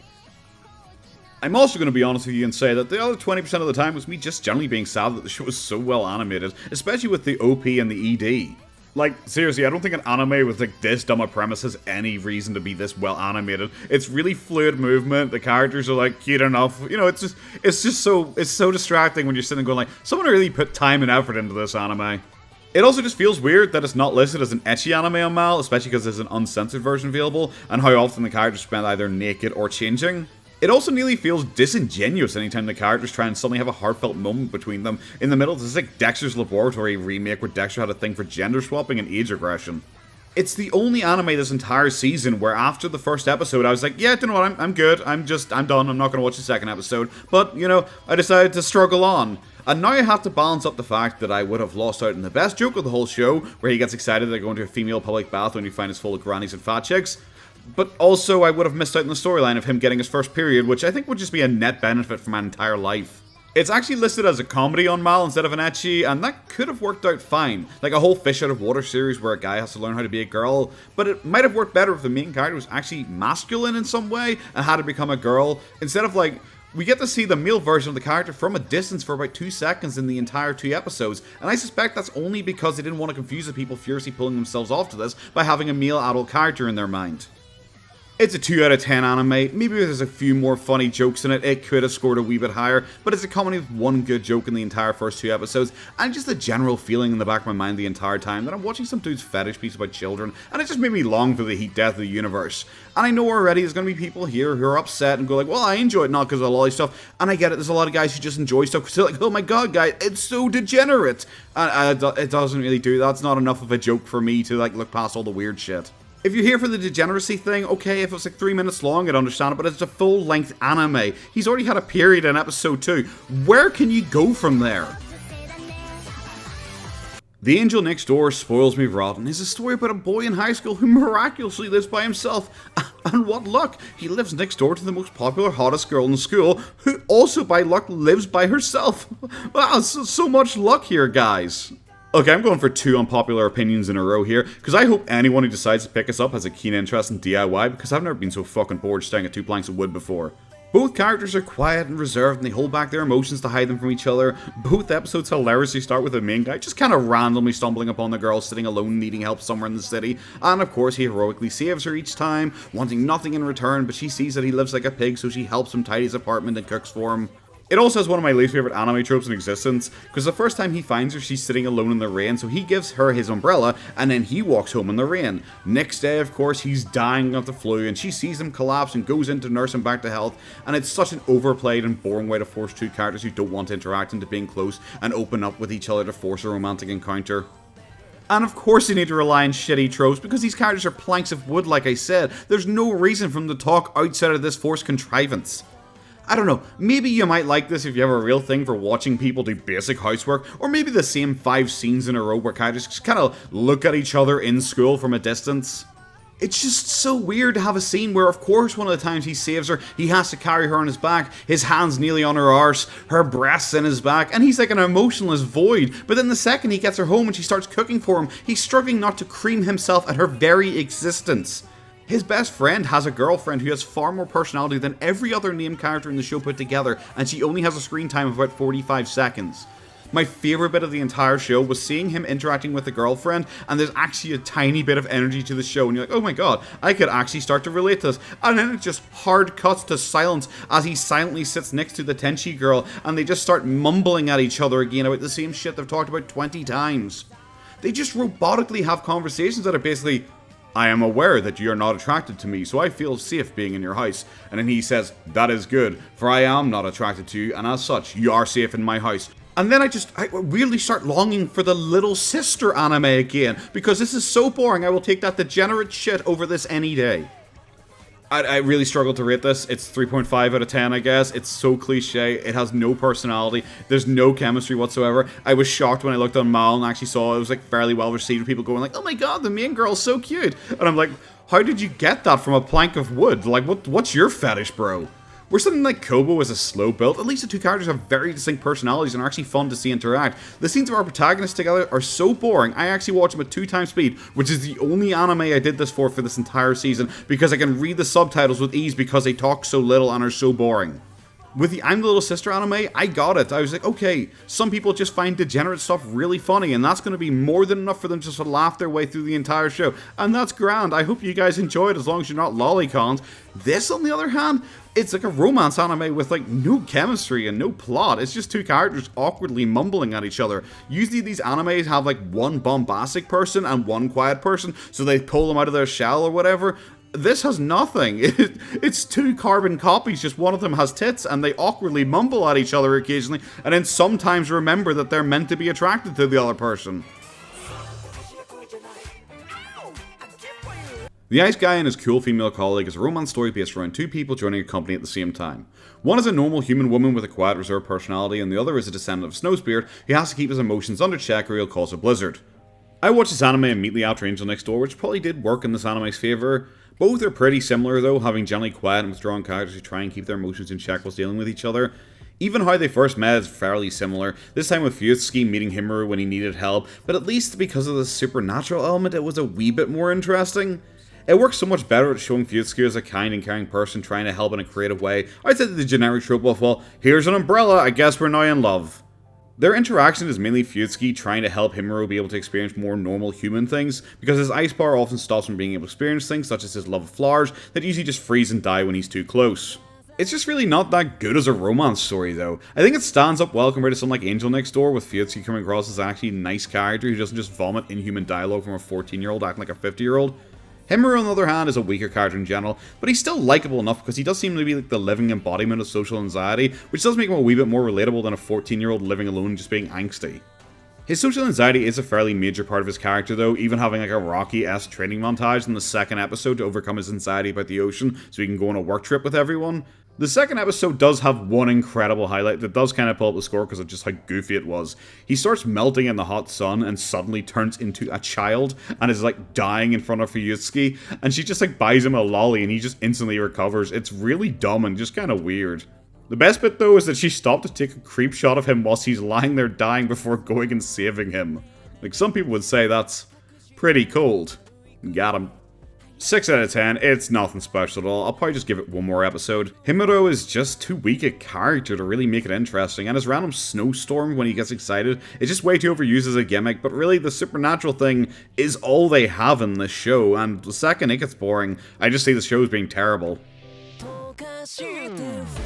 Chilling in my 30s after getting fired from the Demon King's army is just goddammit, it's just another fantasy story. Like, we're kind of overflowing with lame fantasy tales this season, aren't we? It really is a whole... Fuck you, it's January! This story's about Dariel, a man in his 30s who's fired from the Demon King army because he's so incredibly weak because he can't use magic. Now that the old Demon King has finally retired, his heirs immediately fire Dariel for being so useless, and then he just kind of stumbles out into the forest, immediately meets a girl with massive tits being chased by a demon monkey in the forest and saves her, and then ends up being recruited by Ponytail Hitler to become a human warrior instead. It's a solid enough little fantasy story though, the world makes sense, character motivations make sense, the combat sequences are perfectly fine, which is like a recurring theme this season. The comedy in the show, however, is really hit or miss, like him either being like totally unaware of how to hold a knife despite being a soldier, which is pretty weak, but then the random deer versus ant Mortal Kombat sequence just out of nowhere was kind of funny. Dariel's entire bit is he just likes to take orders and he just likes to try and help out around the place, because that was his job as an assistant to the demon generals before he got fired. So it does make sense why he's willing to do little odd jobs that do actually come back later on, and they do actually explain why he gets some of his skills. The problem is, I think they dropped the ball pretty hard though with the premise. I thought it might be a fun little tale about a guy being too useless to join the demon army, so he's just trying to fit into normal everyday human life. But the problem is, it's like so many other shows where it's like, oh, he didn't have magic, but the second he joins the human camp, it's like, oh, you don't have magic, you just have all these other amazing special talents that just no one noticed, and then he's like hero level amazing, can beat everyone in a fight instantly. Malika is the village girl that he saved earlier on, and she's a fun enough character, having like weird, bizarre feats of strength. But Dariel's a dog though, so every time he needs to make a tough decision about something, he just kind of stares at her tits for a while before agreeing to whatever needs to be done. Like, I was actually disappointed at one point when she was crying that he might actually leave the village, and it was her tears that convinced him to stay, but I was really hoping he'd just take another 3-second awkward stare at her tits before agreeing for the third time that episode. The way they also try and give like a healthy glow to her chest is a bit odd. It is something you do in a lot of animes, but the way they did it the first time, I was really convinced she had a giant zit. 6.5 out of 10, it's a solid enough little story so far. I'm probably going to give it another episode or two, but I foresee it just turning into one of those ones where it's like, oh, he's the great human leader king now. I bet the Demon King are upset that they kicked him out. Campfire cooking in another world with my absurd skill is a fun wee twist on an old trope. 3 high schoolers are summoned to a fantasy world as part of an ancient ritual, each of them gifted with an incredible skill to help them defeat the Demon Lord. And then the camera kind of just pulls back and there's a salaryman who got pulled into, his ability being that he's good at online shopping. For being useless, he's given hush money to not talk about it and then kicked out of the castle. He's left stuck in a fantasy world, and with a wee bit of experimenting, he realizes he can access online shops through his status bar and order anything he wants, which magically just appears next to him. The story is really simple, but it is still pretty fun. There's nothing outstanding with any of the characters or with the action sequences, or really with anything, but the pacing of the first 2 episodes was really good in moving the story forwards. The animation quality is also generally pretty good, but other times it does come across as pretty flat, especially on the Fenrir creature that the main character takes as his familiar. The only time the animation shines though is for the food, which is fitting enough I guess because that is the main focus of the show, but it's not like other cooking shows where they go really in depth describing the food or showing how to cook it, so it does seem kind of out of place compared to those other shows.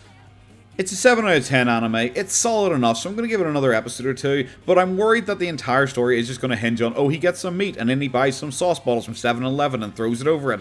If it does go that way, it's going to become pretty boring pretty quick. I do hope they mix it up in the next few episodes, because this does just feel like a setup. Saving 80,000 gold in another world for my retirement is pretty similar to Campfire cooking in another world, but it does trip over itself pretty quick. Instead of the cliche plot of hero summoned from another world, this starts with our main girl Mitsuha being yeeted off a cliff by a guy for kicking him in the balls, and while she's falling she accidentally grabs hold of an invisible travelling lucky cat and somehow gets teleported to a fantasy world. She very quickly discovers though that she's able to actually travel back and forth between her world and this new fantasy world, and decides she wants to use it as a business opportunity to make a lot of money. The attempted murder at the start though is never brought up again, even by her. Instead, the first episode is kinda grounded, with her just trying to explore the new world until she meets a human settlement, only discovering she can go back and forth when she's nearly killed again by luring some wolves away from a child they were attacking. Her reason then to want to go back to the fantasy world then is to make sure the child is okay. After that though, she just kinda decides that the inheritance from her recently dead family isn't enough for her to live off for the rest of her life, so she wants to make money by selling modern goods to the fantasy world. Where Campfire cooking played on this being like a silly skill that he has that's actually really useful, leaving him stuck in the other world and trying to adapt to it by using all this modern technology, she can just go back and forth whenever she wants because she can teleport. But she can also teleport in the real world too, so it just seems like really dumb that she never considers how useful teleporting would be in real life, especially if her only goal is to make money. She also has the magical ability to be able to speak, read, and understand all languages instantly, which is another incredibly useful skill. The anime just seems to struggle to think of a reason why she needs to go back to this fantasy world when she has these already incredibly powerful abilities in the real world. Also, to make sure she's able to survive in the fantasy world, she randomly Google searches private military companies, finds one, teleports there, bribes them to fence the gold coins she has, and also to train her in firearms and give her guns. I have no idea where this is meant to be taking place. Like, I just assumed it was going to be America, but she's speaking Japanese to them, which doesn't really make sense because earlier on she was speaking English to someone, just to show that she has multiple language skills now. Well, the first episode is generally pretty well paced and a fairly solid introduction to the world. The second episode is a total slog. It is just her sitting around, Google searching things, teleporting back and forth to speak to a soldier guy about 5 separate times, including 3 separate times where we're getting taught slightly different guns, her making plans. It is way too in-depth. Even the Google searches of her sitting typing in, what is a feudal lord? What is a castle? Just stuff like that. Like, it's way too much information, and it totally kills all momentum of the show just to set it all up for the future. It's a 5 out of 10 anime. The first episode was solid enough and gave me a wee bit of hope that it could be interesting going forward, but really with them struggling to actually think of a reason why she even needs to go back, and in the second episode sitting there researching everything in the entire world that's ever existed, it's just way too much. The only thing that's unique about it is that it's a girl who got yeeted this time instead of a guy. Ippon again. Look, I kinda just want to say it's a cute girls doing cute thing anime and immediately y'all know if you want to watch it or not. Because when I heard about a female judo club in high school, I immediately expected something along the lines of scorching hot ping pong girls, but it is a lot more than that. Sure, it's a bunch of girls hanging around in high school, chatting about their love of judo, their hopes for the future, all that usual stuff, but the thing that really sets it apart is the animation, which is surprisingly fluid for this type of anime. Most of the judo sequences are considerably better animated than half the other anime I've watched this season. The characters, even for this kind of show, are incredibly stock though, with the main girl being your loud, genki girl who's the soul of the team, her best friend who's quieter and more reserved and smarter and trying to break out of the mold her parents expect of her, the rival girl who's incredible at judo but has social anxiety and just kind of awkward, and then the bratty girl. There's generally just not a huge amount to say about this. It's a sports anime, also a moe blob anime mixed together. Most people know immediately if they're going to watch it or not purely based on that. A lot of the dialogue does seem pretty heavy though, and there's a lot of forced emotion for like 15, 16-year-old girls to be vomiting up at each other, but it's kind of refreshing that it has a unique art style and doesn't really try to sexualize the girls in any way, even though the sport has a lot of forced cuddling. 7 out of 10 as an anime. It's a solid example of cute girls doing cute things, and because it is mixed with a sports anime, it probably will appeal to a wider audience. It's especially good compared to something like Nijiyon Animation, which is the other moe blob anime this season, which is just terrible and has lots of tropes in it.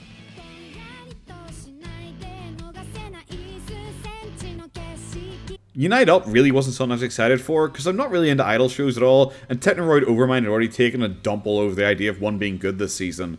It was a pleasant surprise though, because the animation quality is leagues above Technoroid, the music is far better, the characters are better, basically everything about it is better. The anime focuses on our main character Akira, who seemingly has lost his father recently, and is living with his mom and grandfather in a struggling public bathhouse.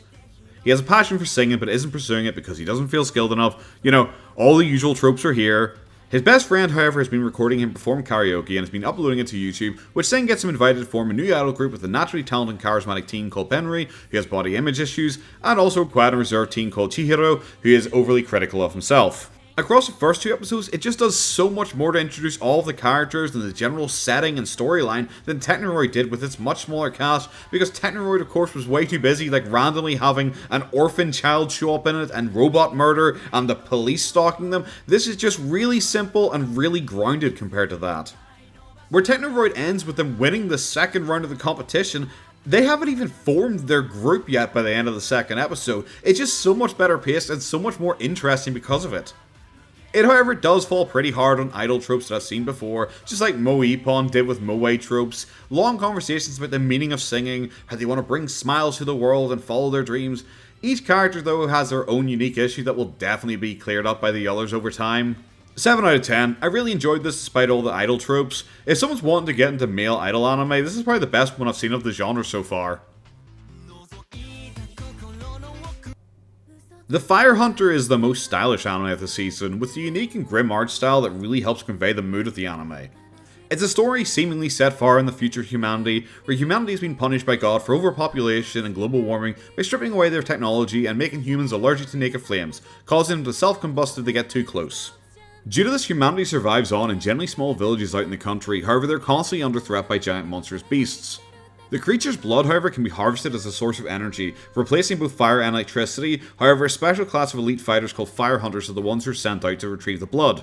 The story is mainly based around Toko, a young girl who's recently lost her mother, and to try and help out her new family, she goes into the forest to try and find the mythical tree folk to get medicine. She, however, is attacked by one of the beasts, and a fire hunter dies, saving her. Toko becomes a pariah then in the village, blamed for the death of a hero, making the already quiet girl even more reserved. To repay the debt, she is tasked to travel alone with the fire hunter's dog Kanata and his weapon back to the capital to return it to the rightful owners. The story, however, is fittingly bleak, with Toko immediately being a likeable character just because of how cruel everyone is to her. Especially when you see everyone is cruel to her in public because they want to keep up with traditions, but privately a lot of them do support her. It's a slow-paced show though, and I think a lot of people would find it boring if they aren't immediately invested in a world where Winnie the Pooh got so stuffed with honey he basically bleeds it. There are, however, 2 stories running side by side, and Toko's is by far the more interesting one. The other follows Koshi living in the capital. He's a young child, but he's also a genius regarding the energy systems of the world, and he's trying to find a way to support himself and his sister whilst his father, a fire hunter, is out travelling the world, with their mother having died whilst he's away. It's not nearly as interesting a plot, and the few times it's cut to him already, it's felt like the show's ground to a halt.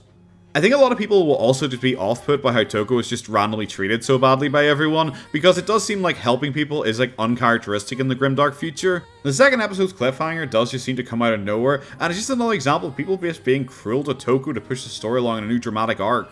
The animation style, however, is generally beautiful. The ED in particular is fantastic looking. There are some kind of jank animation styles at some point, but I generally love the show. 7.5 out of 10, I'm going to keep this one going even just for the art style alone.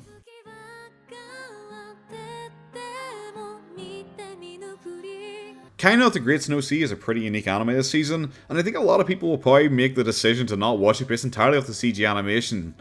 But there's so many other reasons not to watch it, which is really sad to say when it's from the creator of Blame and Nice Sidonia, 2 manga that I absolutely love.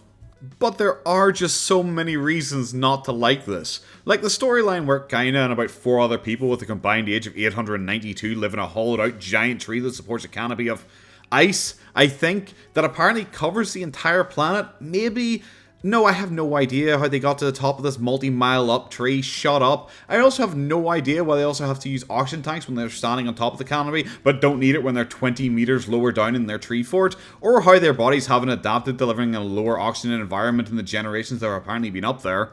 I also don't know how they package and refill their oxygen tanks when they have the technological level of only one person in the clan being able to read random street signs that he finds, you know, on top of the canopy miles above the surface of the planet, and they also consider climbing gear to be a legendary artifact.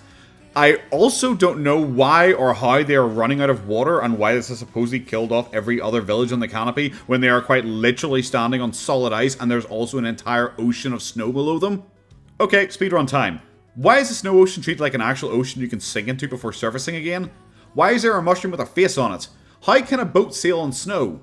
Why are bugs the only other inhabitants of the canopy when bugs hate the cold? Why did they build their home 20 meters away from a giant man-eating bug's nest? How did this floating bug carry her all the way to the stratosphere? And what, is it going to fly to the moon now? Why is the snow treated like bubbles instead of like, you know, snow? Why is the main character just so chilled with leaving his village behind to go to the human kingdom below when he knows that him leaving his family will cause them all to die because they're too old to hunt? Why do you say you don't know what metal is when examining the climbing gear when you have metal in your homemade survival uniforms? Why is the main plot that they're running out of water when there is an ocean of snow? Why is the music in it? Grandpa, why is the music so loud? Grandpa, I can't even hear you anymore. What is happening?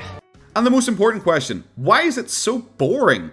It's so weird when you compare it to Blame that has a giant mechanical city that's slowly overtaking the world and humanity is slowly being pushed to the brink, or you have Nice Sidonia where there's a giant alien race slowly wiping out humanity, and even in the first episode there's giant mech combat, and here the most interesting thing that happened in the first episode is some guy got hit by a club. It just has to be 3 out of 10, and there's nothing to enjoy here, but the problem is, I know I'm going to keep watching this because I love the rest of the author's work so much. Those both got straight into an amazing and interesting world, so I'm hoping they're just really taking their time with this one, but holy shit, it is so fucking boring. OP's good though.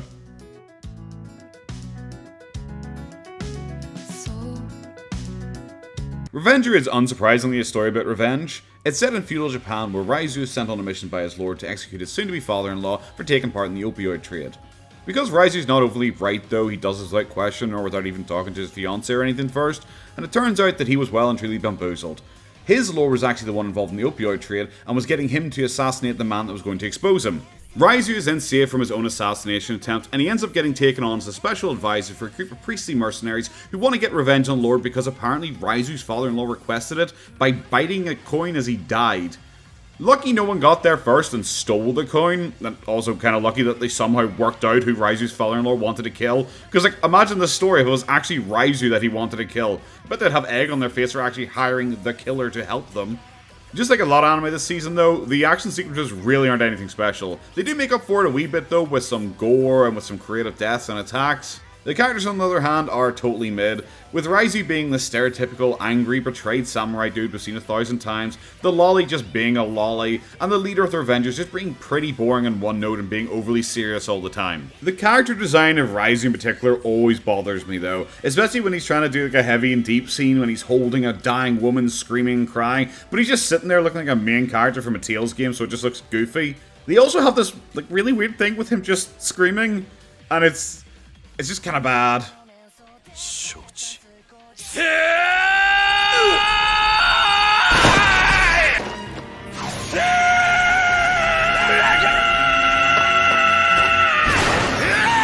There's also this weird moral argument brought up by the Revenger characters, who are awkward with working with Raizu because they consider him to be an actual murderer. And no, not for killing his fiance's dad, but for killing the Lord because it was meant to be their kill. They act all indignant about the whole thing because he's a horrible, terrible murderer, despite their entire bit being murdering people, including anyone who gets in their way, even including killing 2 men for, like, generally just not being nice to a prostitute. The 2 men didn't kill her or anything like that. They were working together to scam her and force her into prostitution when she made a lot of debt, which is obviously incredibly messed up, and I'm totally cool with him being murdered, but it just comes across as really dumb when the Revenger characters act like he's a bad guy for killing someone who made him kill his fiance's dad by lying about him, but they're entirely okay with just killing 2 guys for being scumbags. They make a big point that it's all to do with how deep the bite is, shows how clearly the person wants revenge, but imagine if you've been tortured for 40 years and you barely even have the strength to close your mouth before you finally die. Do you not get revenge because you can't bite through a golden coin well enough? I don't know, the moral righteousness of a bunch of murderers who kill people for money is just kind of scuffed. 6.5 out of 10, I'll probably give it another episode or 2 because I do like the setting and the animation. Spy Classroom is... I don't know guys, does this count as cute girls doing cute things as an anime? It's like a Kuma no Riddle mixed with Assassination Classroom, but somehow worse than both of them. After a Great War, 2 neighbouring nations are at an awkward peace, with both of them engaging in full-scale spy warfare against the other, including the main country, which, no, I don't remember what it's called, having numerous different spy schools. The main girl who... Okay, look, I don't remember what any of these people are called apart from the teacher, mainly just because he's the only male in the entire show. They all get introduced to us at the same time, and I don't know what to call anything by their names or the code names. I have no idea whatsoever. The main girl is recruited straight from her spy high school to join a special task force with a bunch of other girls led by an angsty autistic man called Klaus, who's meant to be their teacher to train them up to take part in an impossible mission. Like, really clever there. Pretty soon the girls all realise that each of them is the worst student from their respective school, and this is actually a suicide mission that they aren't meant to survive. Or maybe it is, I honestly have no idea. The problem is they bring it up to Klaus at the part of the story where he's learning to love them, so he tells them that's not the intention of the mission, and instead he wants to teach them to all be the best spies in the world so they all survive and live happily ever after. So, if that's the case, why not just get the best from every school? Like, why have him specifically be the one to teach them, when he admits himself he has no idea how to teach people because he is so good at being a spy that he has no idea how to teach it because it is all second nature to him. The main girl, like I said, I have no idea what her name is suddenly made team leader after she decides to poison him when they're on like a date or something, but you know, of course he magically had this all planned out ahead of time, and despite being paralyzed is able to chain her up. And no, I don't know how he actually does it. It just randomly cuts some chains like launching around her ankles even though he's paralyzed. Klaus realizes that he's actually not a very good teacher, so he gives them one mission they need to complete to get out of training. They need to beat him in like a spy match or something. I honestly have no idea what the rules are for this. I think they just saw Assassination Classroom had the whole assassination storyline, so they're like, I don't know, they have to beat the teacher. And this is a 12-part anime, so what? They're going to spend 10 episodes maybe? Maybe just have the last 2 missions be the impossible. Oh god, no. No, they spend 5 minutes on it and they show a montage of the girls trying a bunch of times and just failing repeatedly, and then it just says 1 month later and they're already on the mission. They never once beat him. They spend a grand total of 2 seconds in a classroom, and then the entire rest of the month is them trying to beat him and just apparently never winning. And then they just go like, oh fuck it, we'll just go on the mission, guys. I know we're fucked, but let's just go anyway. The 7 girls in Klaus then infiltrate the enemy country by going down in 2 groups of 4 on the same train and then meet in the train station on the other side. Their cover's so bad that it's them going down to watch a play, but then seemingly they all stay there for weeks and get jobs. And then instead of staying in the preset groups that they entered the country with, they decide to mix and match, which one would like 100% draw attention to them, and 2, it leads to my favourite bit where the 3 girls with silver hair all form a team, and I immediately had no idea who any of them were, even the main character. The girls then just kind of fanny around and try and gather information on the lab that they're going to infiltrate. One of their plans being to pickpocket a drug dealer because they just assume he will have information on the lab. Klaus is never with them as well. He's instead gathering information by himself, whilst at the same time also watching over all of the girls individually at the same time, because he's unironically just supernatural with his ability to do things. Why are the girls even here? Okay, yes, the anime is just, it's so dumb. It is so dumb, and yes, it's really stupid that they rushed the whole training arc. Obviously, it was bad, but they definitely must have done that for a reason, okay? It's obviously because they wanted to spend entire episodes on the girls slowly infiltrating this country and gathering. No, of course not. This is also in the same episode, and at the end of episode 2, they're already launching the attack. They did this full training arc that took a month, and the infiltration, which I don't know, I think took weeks. They did that all in a single episode, including time for the girls to take a fucking tea break and have a party. I fucking hate this show. 2 out of 10, I'm tempted to watch this all just to do an in-depth breakdown of how bad it is. The Reincarnation of the Strongest Exorcist in Another World is an anime that's extremely similar to the From King to Squire show that I talked about earlier on. Based on a man who in his world is an incredibly powerful exorcist but also a very power-hungry man, it ends up causing people to turn on him and kill him. He reincarnates himself in another world as the bastard son of a noble lord, where he's considered a lower life form basically, because in this family magic is the most important thing and he has no mana. One of the closest similarities between King to Squire and this is that the main character in King to Squire doesn't have any mana but has a huge amount of aether. Saika, on the other hand, in this show, he doesn't actually have any mana, but he has a huge amount of curse and spirit energy, but because no one can detect mana from him, they just think he's weak. King to Squire is a much more fun anime, clearly focused on comedy and the bad guys getting beaten up and humiliated, whilst this does take itself a lot more seriously. It has an overall better cast of character though, where King to Squire pretty much only had Chris. Saika in this show is pretty bland and emotionless, but the rest of the cast does make up for it, with Effa being a lot of fun as she tries to learn magic herself despite just being a maid, Amu seemingly having a lot of personality for the little screen time she got, and also his fox family Yuki having a big personality. It feels like it's leaning more and more towards being a harem, but Saika is such a non-sexual character I don't think it's going to go overly obnoxious. It is a power fantasy anime for sure though, so if that's what you're into, you'll probably get a fair bit out of it, as it does humiliate his aggressive older brother repeatedly with his insane power level just to show how cool he is. Also, why is everyone so rapey? Just anime. Why are you so rapey? Like, come on. I do find it weird how serious it does take itself, especially with how young the characters are, because I'm pretty sure Saika is 12 at the end of the second episode. F I think is older, but not by much, and Amu hasn't really got enough screen time for us to get any idea. It's just odd to go with such a young age for your power fantasy anime, when usually the characters are like 16ish to appeal for a teenage demographic. 7 out of 10, still enough little isekai with an interesting magic system, and also a decent cast of characters. I'll give it another couple episodes to see how it holds up. The magical revolution of the reincarnated princess and the genius young lady is another isekai, but that really isn't that big an element of the show so far, with only a couple little hints being shown that Anis actually was reborn in this world, as you get a few quick flashes of imagery, and also her interest in combining magic with technology to help the kingdom. At the time of me writing this is the most highly rated anime of the new shows that came out this season, and I can totally see why. Anis is just great crack. She's a really loud character, she's really over the top, and even the show knows that she can lift the entire mood, using it to great effect by having her just randomly come crashing into or dandering into scenes to make them more fun. Despite being the next in line of the throne, Anis has no magical powers whatsoever to speak of, and to get around that, she's actually been working with a friend to create magicology, such as creating a witch's broom so she can fly, and also magical swords for her pretty well animated and bloody opening fight scene. She's considered a klutz and reckless though, so much that she's actually stepped down from her right to the throne so she instead can focus on helping people through the use of magicology instead. The genius young lady mentioned the title as Yuffie, the soon-to-be queen who is already arranged to marry Anis' younger brother Algard. He, however, is a pretty weak character, and he does just follow this season's tradition of having an angry noble guy who doesn't like that their less magically talented brother or sister does better than them.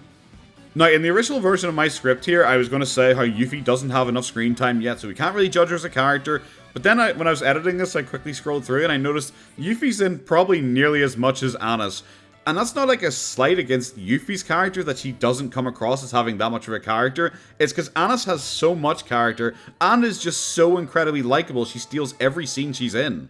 Yuffie is pretty much the opposite of Anis in the public's mind. Where Anis is seen as being reckless and stupid and loud and annoying, Yuffie on the other hand is seen as composed, intelligent, and she's also incredibly talented with magic. The two of them form an incredibly close bond very quickly, mainly because Algard decides to publicly ruin his arranged marriage with Yuffie just because she's a few cups short for his league. The writing of the show is incredible though, and I was kind of surprised when nearly 2/3 of the second episode was dedicated to just one conversation, where pretty much all the characters who matter just sit there and talk. They discuss their motivations, their reasonings, their relationships, and everything in such an engaging manner that it didn't really feel dragged out, and this is also why I thought Yuffie was in less scenes, because Anis just kind of dominates this entire conversation. It is pretty Yuri bait at points, suggesting that Anis is a lesbian, but because her character is just kind of quirky and weird, it might actually be a serious thing, but I am kind of all up for it if they decide to go for it. Like, the two of them have better chemistry than pretty much all the other romances this year, especially when you compare it to the second most highly rated show, which is centered around two planks mumbling at each other. 8 out of 10, this one I'm actually really looking forward to watching more of, especially see how characters grow and interact with each other.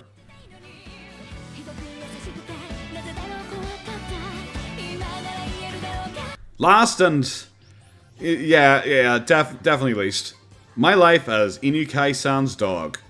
Did you ever want to be reborn as a dog so you could molest a high school girl you have a crush on? What? You did? You need Jesus.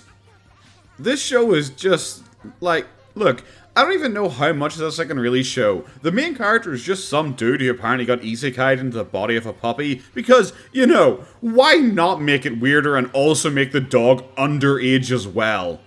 Well, he had a crush on the cold, distant, but pretty girl in his class, and luckily she found him, and also luckily she has a dog fetish.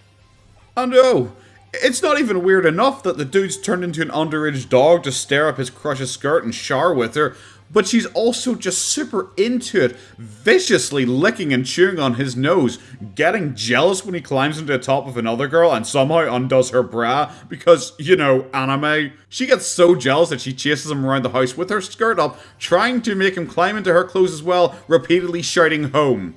It's one of those anime I'm kind of thankful for that it's only 12 minutes per episode. It's kind of like I said about the I'm your sister now thing earlier on, where it's like, do you know what, if it was shorter it would make a wee bit more sense. Every episode so far, because of this, is like 80% one specific thing. Like, the first episode is like 80% of them in the shower together, where he accidentally rubs her off. The second episode is about 80% her taking him for a walk, so he can stare up her skirt, get his nose accidentally stuck in her panties, and then also so she can get an intense amount of pleasure watching him take a piss. Or the third episode, which is the legendary climb into my clothes if you love me episode. This is one of only 2 anime I'd heard about before the season started. You know the type, whispered in the dark alleys in the Discord servers, with all the mommy-dommy lovers and furries meeting to exchange uncensored versions on the dark web. And goddammit, I didn't think I was ever going to top the I'm the Little Sister Now show, but it really did top it. But it's also so much better than it in so many ways. And I know I'll probably get some flack because earlier on I criticized people who just go like, lol, this is so degenerate, so it's funny. But they are very different. The image of a yandere girl chasing a puppy around the house with her skirt up screaming, come home, is something I could watch with a few mates with a pint and have a laugh. An adult dude getting turned into a 14-year-old girl and spending half an episode experiencing his first period makes me feel like I should just be on a list somewhere. It really is going to come down to feeling though, because this show just feels silly and feels fun, like you can enjoy yourself watching just the bizarre, stupid antics of it. I'm the little sister now, it doesn't feel like it's trying to be fun when a character is sitting there holding their stomach grumbling about having a period. It feels like it's either trying to be heartfelt, by fuck, a swing and a miss there, or it's fetish material, and by fuck, be on a list there. So yeah, 3 out of 10. Maybe it's worth a watch for a laugh. I don't know how much longer I'm going to keep it going for. It is incredibly funny right now, but I don't really know how long the joke's going to last until it's just like, haha, okay, there's some underwear. Oh, she's into her dog. Oh, okay. I get it. Like, the preview, I think, for, like, the 4th episode, because I did watch 3, the preview for the 4th episode has her just dressed as a cat girl. I'm like, is that what we're going to do now? Is just have her be in different clothes whilst being obsessed with a dog? Okay, that's cool, I guess. And that's it. That's all 36 new anime from this season reviewed in as short amount of time as possible. This is also just a fun little experiment to do to force myself to get back into anime, because too often I tell myself, oh, I'll just wait until the season's over and I'm going to binge watch everything, and then I just get caught up doing other things and I miss so many good anime because of it. For my personal recommendations of the shows listed here, my top 5 from my memory alone, it's probably going to be Buddy Daddies, King of Squire, Farming in Another World, Fire Hunter, and Reincarnated Princess and the Genius Lady. Nier Automata would probably be the 6th runner-up for it. The worst shows, though, that's easy. It's Spy Classroom, I'm Little Sister Now, and The Angel Next Door. All for, like, incredibly different reasons, though. Hopefully you guys did enjoy this, though. Maybe see you next season for another rundown. I might even plan a bit ahead and actually start, like, thinking about it and getting it done earlier. But who knows, I'm not really the best at planning any of this stuff. I quickly also want to thank my Patreons. Frank, Eswang, Haley, Samuel P. I'm just saying, an absolutely massive thank you so much for donating and helping support the show, all that malarkey. I do hope you guys enjoyed this. I hope everyone enjoyed this. I do hope to do more of this kind of stuff in the future, because anime is something I am a big fan of, and I would like to get back into it. So, if there's anyone you can think who would like this, I don't know, share it around, like, subscribe, all that malarkey. I don't usually ask for this, but it's something I put a little bit of work into, so, well, why not? I might as well shill a wee moment. If I am wrong about anything, though, I would like to hear. If anything picks up that I do drop, let me know that it gets better later on, and I might pick it up again. I don't really like to have my drop list to be too full, so I'm probably going to pick up a few things that aren't super terrible from this if I do plow through the rest of the shows pretty quick. But yes, this video's already long enough. Hope you all enjoyed. Have a good one. That's a video. Bye-bye.